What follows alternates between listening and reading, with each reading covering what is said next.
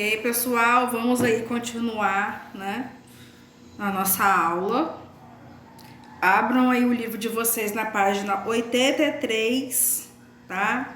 A gente vai falar um pouquinho aí sobre o aposto, né, o que é, para quê, né, qual é a funcionalidade ali do aposto, tá, nas frases. Então, a gente vai ver um pouquinho aí sobre o aposto. Página 83 do livro. Bora aí. Esperar aí vocês abrirem na página 83.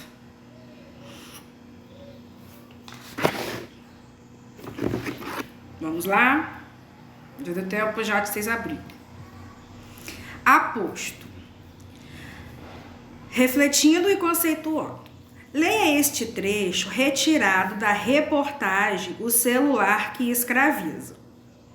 O celular é o ápice de um processo que entrelaçou os computadores em nossa vida, afirma o escritor americano Nicholas Carr, especializado em tecnologia. Ficamos num estado constante de distração. Nossos pensamentos ficam mais superficiais e, no fim, nos tornamos indivíduos menos interessantes. O engenheiro carioca Paulo Marchi, de 59 anos, tem uma história para contar a esse respeito. Abandonei meus livros, meu violão, diz ele, angustiado, proprietário de Zepp, um iPhone cujo nome homenageia a banda de rock Led Zeppelin. Marchi comprou o aparelho em outubro, numa viagem aos Estados Unidos. Por insistência dos filhos. Alheio aos avanços tecnológicos, rendeu-se ao smartphone, um artefato amigável mesmo para os que pegaram a revolução digital no meio da vida.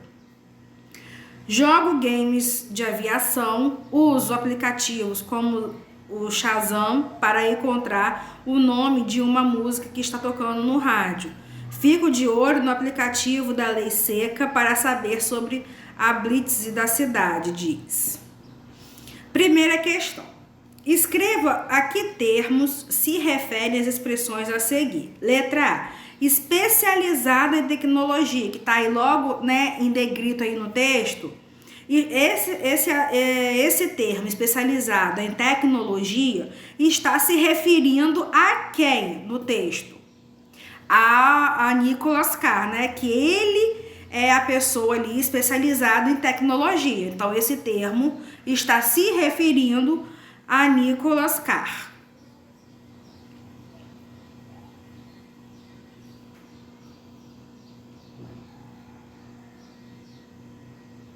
Letra B, vamos lá. Um iPhone cujo nome homenageia a banda de rock Led Zeppelin. Esse termo está se referindo a quê? Ao Zepp, né? A gente pode até olhar aí no texto, né? Tá aí negrito aí, ó. Um iPhone cujo, né? Ó, abandonei meus livros, meu violão, diz ele, angustiado proprietário de Zepp, que é um iPhone cujo nome homenageia, né, a banda de rock Led Zeppelin. Então, esse termo está se referindo, né, ao Zepp. Segunda questão.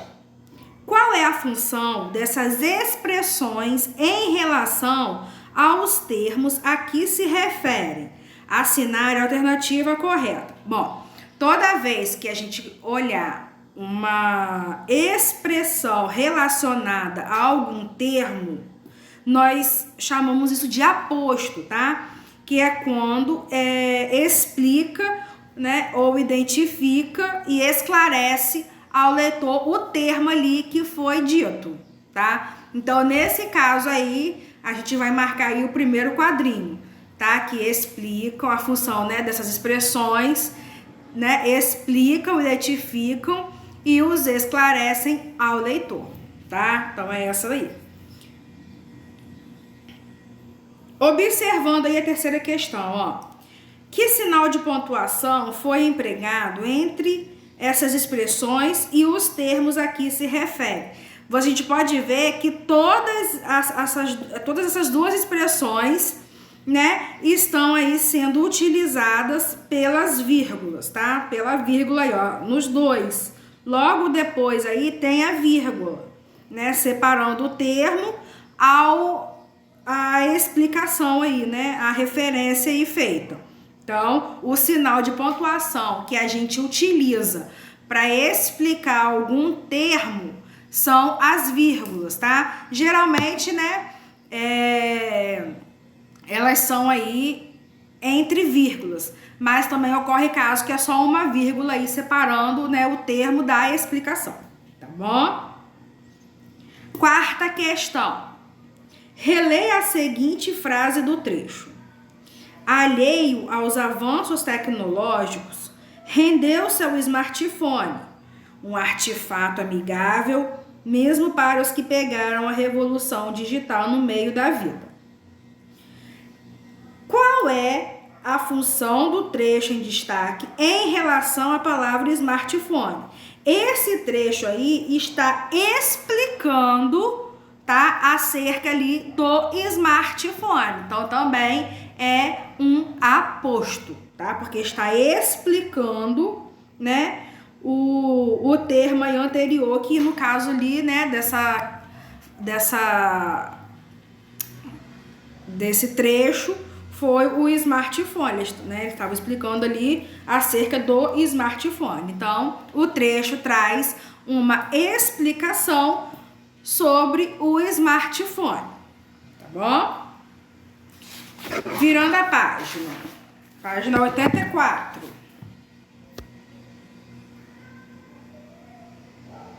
Dá um zoom aqui. Aí.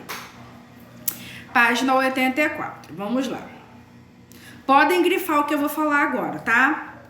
O termo da oração que esclarece ou explica o termo que antecede recebe o nome de aposto. Foi o que nós vimos lá nos trechos anteriores, né? O que estava em negrito, né, destacado, era a explicação do termo anterior, tá? Então, vocês podem grifar isso aí. Geralmente, entre o aposto e o termo, aqui se refere a uma pausa marcada na escrita pelos seguintes sinais de pontuação. Aí foi o que eu falei com vocês, né? Das vírgulas, né? Tem também os dois pontos, tá? O travessão e os parênteses. Geralmente, pessoal, a gente vai encontrar muito, né, ele em vírgula, tá? Travessão e dois pontos, tá? Geralmente. É muito raro a gente achar entre parênteses, mas existem situações que ocorrem, né, os parênteses, tá bom? Deixa eu ver aqui. Aí, ó, tem o primeiro exemplo aí, ó. O celular é o ápice de um processo que entrelaçou os computadores em nossa vida, afirma o escritor americano Nicholas K. Aí, ó, vírgula, especializado em tecnologia. Ele utilizou, nesse caso aí, a vírgula, ó, para separar, né, a pausa, né, entre a explicação e o termo antecedente. A explicação é essa aí, ó, especializado em tecnologia. Quem é que é especializado em tecnologia? Então, está se referindo aí ao termo antecedente, que é Nicholas Carr, tá? Então, nós temos aí um caso de aposto, né, demarcado ali em vírgulas, tá? Em vírgula. Outro exemplo agora com dois pontos. A gravidade da infração é média. Qual é a gravidade? R$ 85,13 no bolso e 4 pontos na carteira de habilitação. Então, essa infração aí, né, está se referindo ao termo antecedente, né, a infração média, tá? Então, tá explicando aí que tipo de infração média é essa, tá? Aí ele diz R$ 85,13 no bolso e 4 pontos da carteira de habilitação. Então, está explicando o termo antecedente, né? Através ali dos 2 pontos. Agora, com travessão.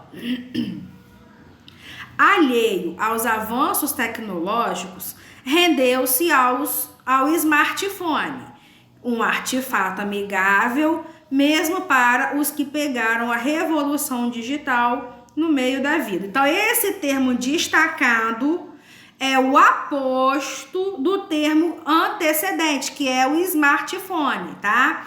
Ele tá explicando aí, né, o que é o smartphone. E a gente viu que no lugar da vírgula e dos 2 pontos, tá aí o travessão, tá? Então, pode utilizar também o travessão para dar a pausa ali ou separar, né, o termo antecedente da explicação, tá bom? Agora, o parênteses, né? Como que funciona? Ó. Os neurocientistas, abre o parênteses, ó, profissionais que estudam o sistema nervoso, fecha parênteses, tá? Então, ó, essa parte aí que está dentro do parênteses é o meu aposto que está explicando quem são, né, os neurocientistas, tá bom? Então, vamos lá. Os neurocientistas, né, profissionais que estudam o sistema nervoso, isso aí também poderia, no lugar do parênteses, ficar entre vírgulas, entre travessão também, tá? Mas a gente utilizou o exemplo entre parênteses, ok? Dizem que ele nos fornece pequenos estímulos prazerosos dos quais nos tornamos dependentes. Bom, até aí, né, tá tudo bem, tudo muito bem claro para todo mundo, né? Penso eu que sim. Prossigamos aí. Esse tipo de aposto é empregado para esclarecer e detalhar um termo apresentado anteriormente é chamado de aposto explicativo. Tá? Foi o que nós acabamos de ver aí, tá bom? Cadê? Me perdi. Ah, tá. Então, o que detalha e esclarece um termo apresentado anteriormente, nós chamamos de aposto explicativo, porque existem 2 tipos, né? Aliás, são 3 tipos de aposto, né? O explicativo, o especificativo e o resumitivo. O que a gente viu até agora foi o aposto explicativo, tá? No entanto, em algumas situações, pode não haver pausa entre o aposto e o termo a que ele se refere. Esse aposto, cuja função é especificar ou individualizar, já é especificar e individualizar, não é explicar, tá?